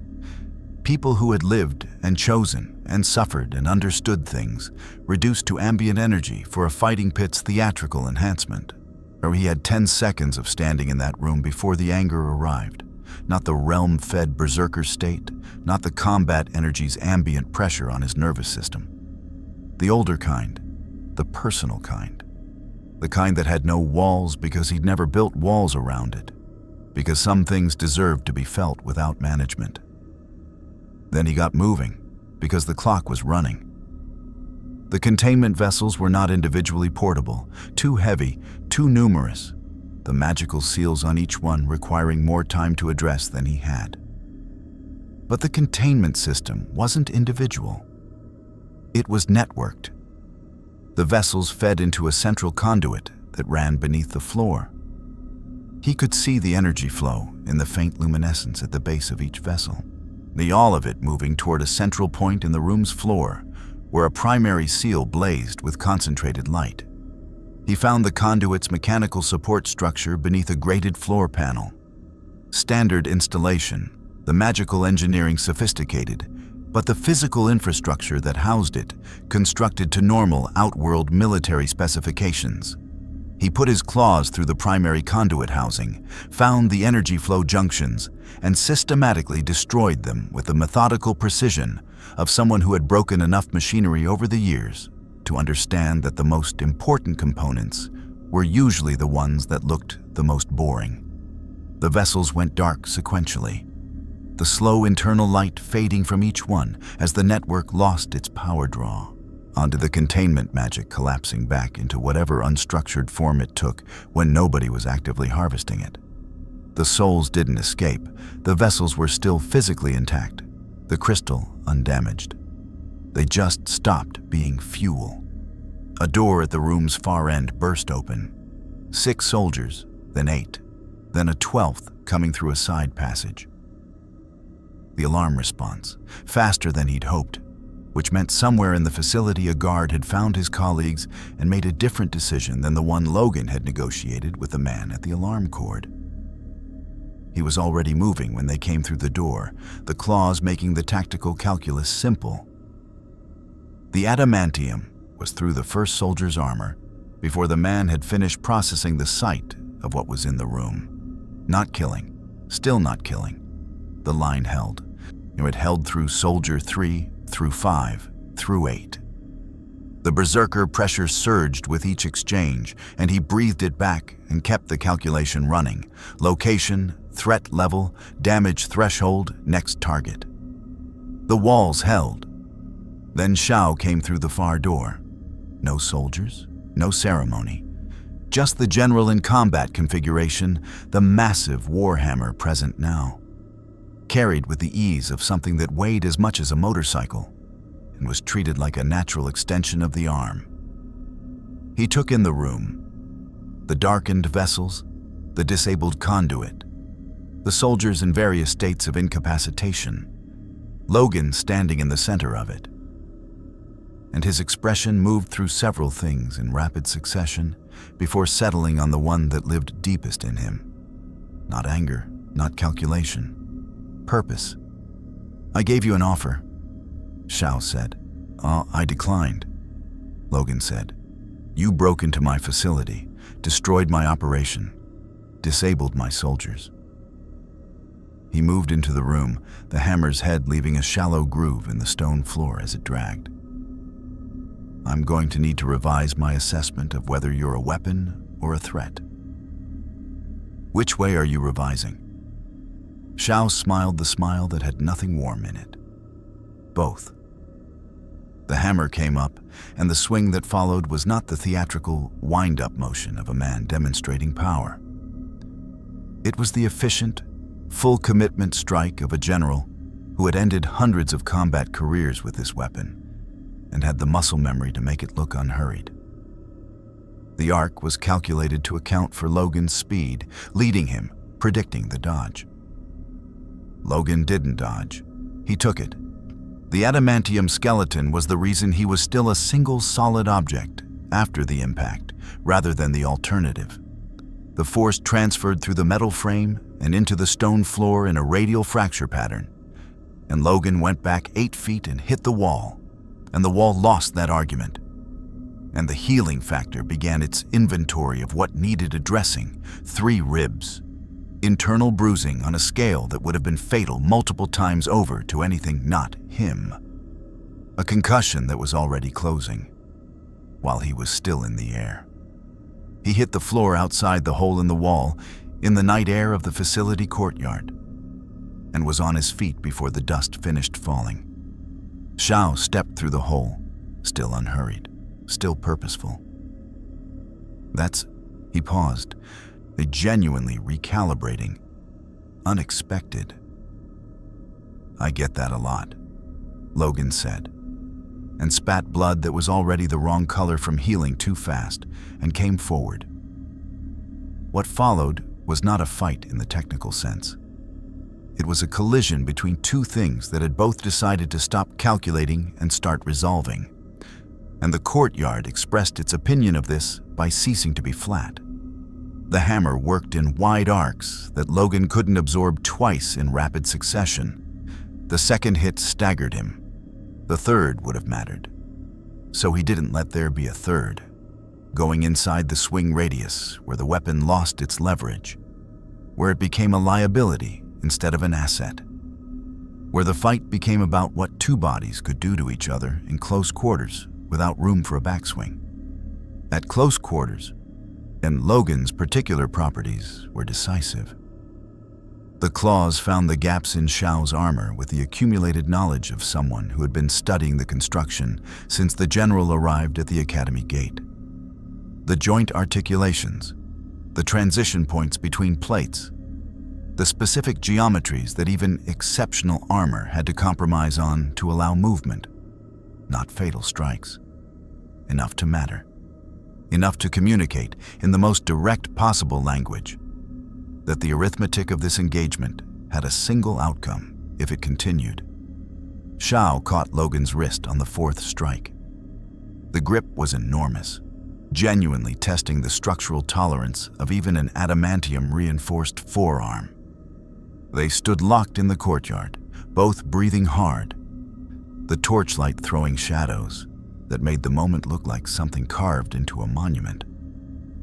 "Enough," said a voice from the facility's main gate.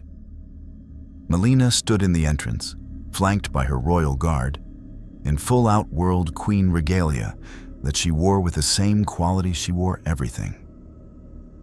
Like a practical decision rather than a costume. Behind her, through the gate, Logan could see the shapes of a significant military force that was distinctly not Shao's. Shao released Logan's wrist. He turned to face his queen with the controlled stillness of a man who had spent years mastering the expression he wore when outmaneuvered. "You knew," he said. "I planned," Mileena said, with the particular precision of someone correcting a distinction that mattered to her. Her eyes moved to Logan, across the courtyard, and across the disabled facility and the unconscious soldiers and the hole in the expansion building's wall. Something in her expression was satisfied and genuine, and didn't bother pretending otherwise. "The sole repository," Logan said. "What happens to it now?" Mileena looked at the vessels visible through the hole. "That," she said carefully, "is a matter of realm law that will take time to adjudicate." She met his gaze, which means it stays here under new administration while the legal process runs. Logan understood immediately. The souls weren't going to Shang Tsung, not tonight. Possibly not ever, if Mileena had anything to say about the adjudication process. He thought about the sorcerer, about the offer, about the return home that was apparently being managed by Liu Kang for timeline reasons and offered by Shang Tsung for transactional ones, and had not, in either case, actually been delivered. The combat energy pressed against his walls with patient, escalating force.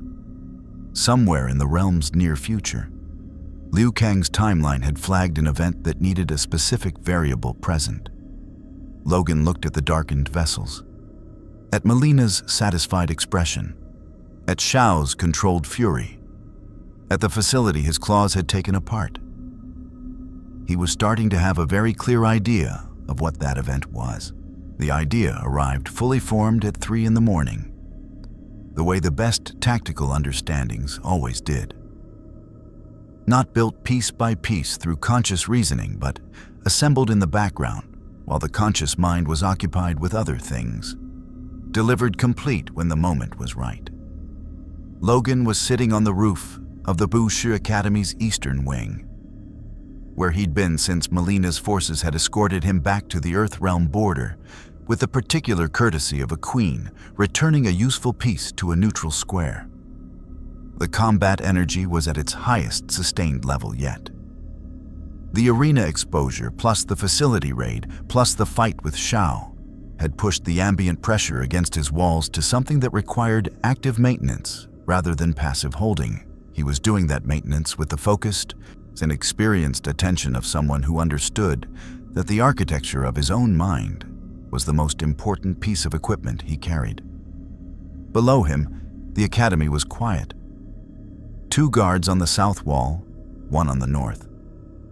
Kung Lao had returned an hour before Logan through a different route and was presumably asleep, or doing whatever Kung Lao did at 3 in the morning, which Logan suspected was some variation of training. Liu Kang's chamber showed light under the door. The god was awake, which meant he knew Logan was back, which meant he was waiting. Logan was not ready to have that conversation yet. He looked at the horizon instead, at the dark line where Outworld's territory began, and thought about what was coming. The timeline event Liu Kang had seen and not disclosed. The sole repository sitting in Shao's former facility under Mileena's new administration. Shang Tsung's operation, disrupted but not eliminated. A sorcerer of his caliber and patience didn't stop because one facility had been raided. He recalibrated and continued. And what he would recalibrate toward was the repository itself. The thing he'd been trying to recover since Liu Kang's timeline revision had left it in Shao's hands. Shang Tsung was going to make a move on that facility. And when he did, he was going to do it at a scale that Mileena's administration couldn't contain. Because that was what a sorcerer with centuries of accumulated knowledge and the specific injury of having his history used as someone else's fuel would do. And Liu Kang had seen it coming and had decided that the variable needed to be present for it. Logan was the variable. Not because Liu Kang had arranged it. The god had withheld the return home, yes. Had managed the timeline, yes. But Logan had spent the last 2 days becoming the thing the timeline needed through his own choices.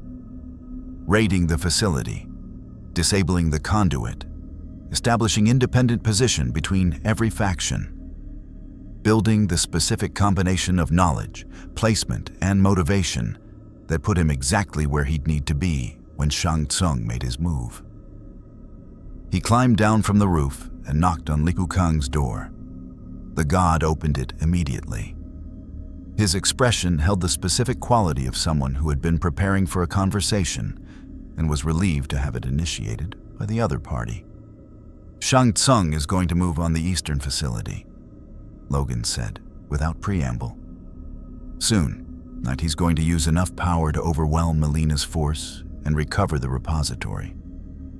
And when he does, he's going to have access to soul energy at a scale that makes him the most dangerous thing in any realm.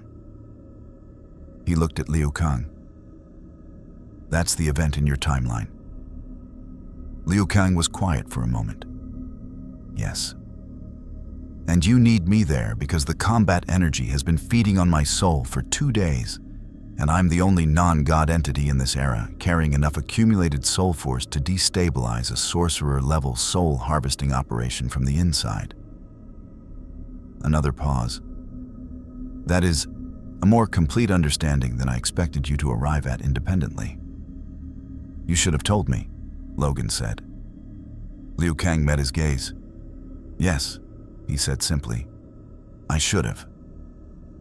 No elaboration, no justification, just the direct acknowledgement of a being who had made a calculation and was willing to own it. I apologize. Logan looked at him for a long moment. He'd received apologies from authority figures before, from generals, from government handlers, from the people who ran the programs that had made him what he was. Most of them had the quality of administrative formality, the acknowledgement of error as a procedural step rather than a genuine reckoning. Liu Kang's had something different in it. The particular weight of a person who had built something he believed in and was discovering the costs of the methods he'd used to protect it.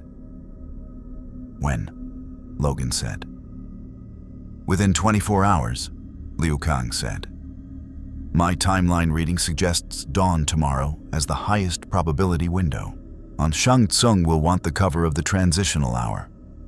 The combat energy is at its lowest administrative attention at dawn. The realm's natural rhythm creating a window of reduced detection. What do you need from me? Your presence at the facility. Liu Kang paused. And your judgment about what to do when you're there. I have. Another pause, carrying the specific weight of a god, acknowledging the limits of his own authority.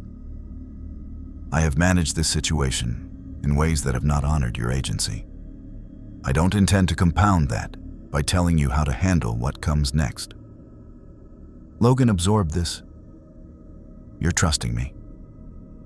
I'm recognizing, Liu Kang said carefully, that this is your fight now as much as mine. The timeline brought you here. What you do with what you find, that belongs to you. They stood in the lamplight of Liu Kang's chamber, the god who had remade a universe and the man who had survived everything a different universe had thrown at him, and reached the specific understanding that exists between two people who have been on opposite sides of a power imbalance and chosen to stop pretending it wasn't there. After, Logan said, you send me home. After, Liu Kang confirmed. Immediately after. At dawn, Logan was at the eastern facility before Shang Tsung arrived. He'd gone alone, which was the only way this worked. The sorcerer's approach would read any significant force presence and adjust. But a single soul signature, even an anomalous one, registered as incidental in the pre-dawn energy landscape. He stood inside the facility's main chamber, among the darkened soul vessels, and let the combat energy do what it had been trying to do for 2 days. He stopped fighting it. Not surrender. The distinction was absolute, and he held it with precision. He opened the channel the realm had been pressing against. Let the ambient energy flow into contact with his soul force.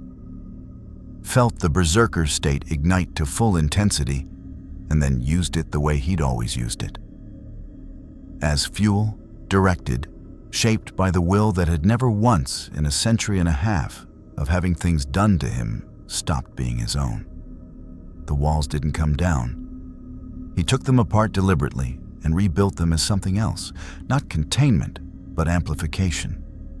The accumulated soul force of the oldest, most compressed, most painfully layered soul the realm had encountered in this era. Burning at full intensity, he filling the chamber with a resonance that the soul vessels responded to like tuning forks finding their frequency. The vessels began to glow, not the slow, harvested light of souls being burned for arena magic. Something else. The light of recognition, of the contained energy finding a frequency it understood as kin, the particular resonance of one compressed, painful, surviving thing recognizing another.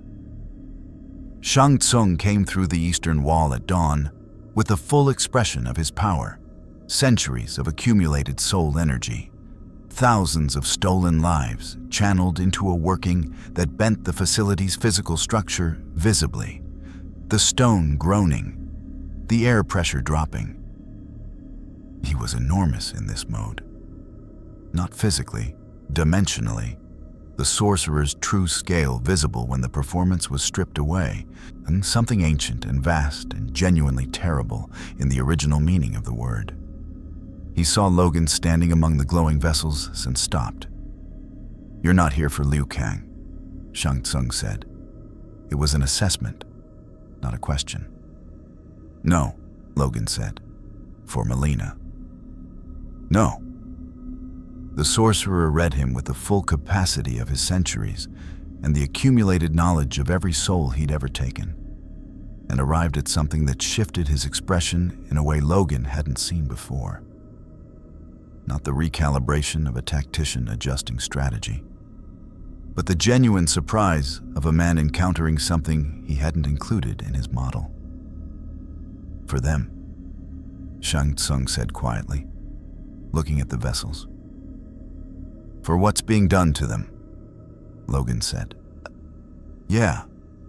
He drove both sets of claws through the primary repository conduit that Shang Tsung's working had been oriented toward, the one that would have allowed the sorcerer to channel the soul energy directly into himself. And the soul force that had been building in the chamber since dawn discharged through the severed conduit in a single, enormous pulse that had no violence in it. Not an explosion, not a weapon. A release.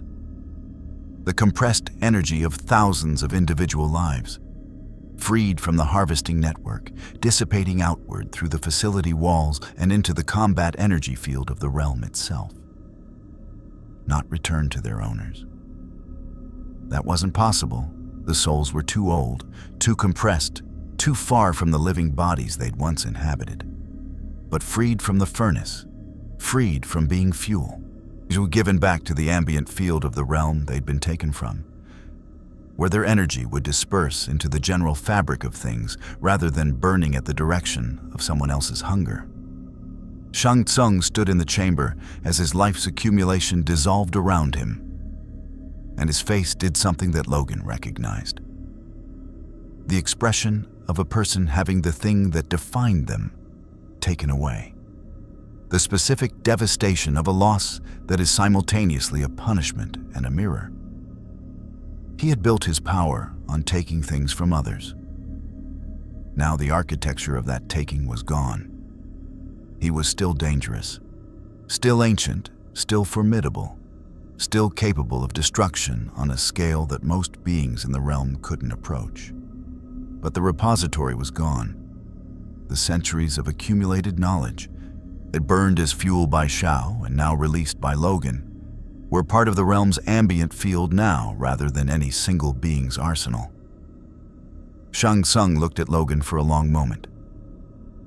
"You could have used it," he said. "The soul energy at that discharge level, directed through someone with your healing factor and your soul's existing resonance with the realm's field. It would have been extraordinary. You would have been..." "I know," Logan said. "You chose not to." "Yeah." The sorcerer studied him with the specific attention of someone reassessing a fundamental assumption. "Why?" Logan looked at the empty vessels, at the stone walls still vibrating faintly from the discharge, at the dawn light coming through the gaps in the facility's damaged structure.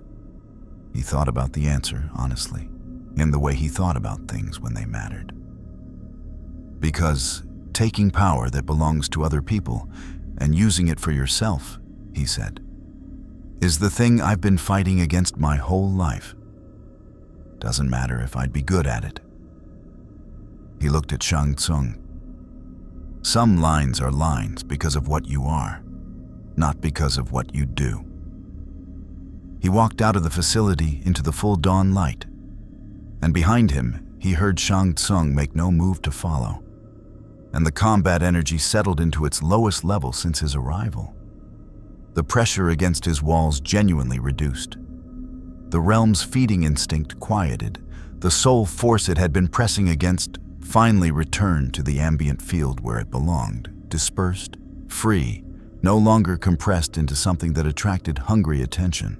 And Liu Kang was waiting at the facility's outer gate with the expression of a god who had seen his timeline's near future resolve, and was holding the specific complicated feeling of someone whose design had worked at a cost he would need to sit with. "It's done," Logan said. "Yes," Liu Kang said. He held out his hand. In his palm, a point of light the size of a coin, the dimensional thread reopened, burning with the precise frequency of the universe it led back to. Logan looked at it, thought about the academy, about Kung Lao's razor hat and honest fighting, about Kenshi reading souls with the matter-of-fact attention of a man for whom honesty was a survival tool, about Mileena in the dark forest telling the truth about what she wanted, about Baraka saying again with the clean satisfaction of someone who respected what they'd found. He thought about home. He closed his hand around the light. The realms remember what passes through them. Logan had crossed into a world that ran on soul force and combat magic, a world where power was currency and the strongest survived by consuming the weakest.